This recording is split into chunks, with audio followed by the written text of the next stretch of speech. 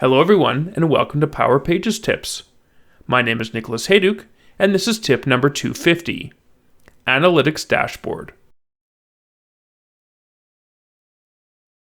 The Power Pages product team has been hard at work building dashboards to make the lives of Power Pages administrators easier. These are available in the Power Platform Admin Center. In this tip, we're going to look at the new Analytics Dashboard. To find it, look under the Resources area and click on Power Pages Sites. Look for the Analytics tab. First, start by choosing your environment. Then, choose your site, or leave it as all sites. Then, choose the time range you'd like to see the analytics for.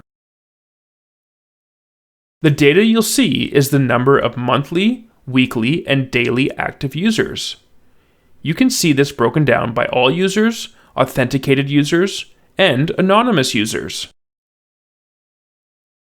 Below that, you'll see the month-over-month monthly active users. It's important to note that these numbers might vary from the numbers on the licensing dashboard.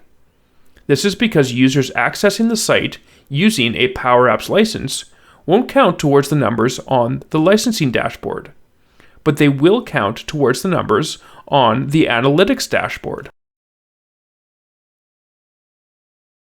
Thanks for watching, and I hope you found the Power Pages tip number 250 on Analytics Dashboard useful.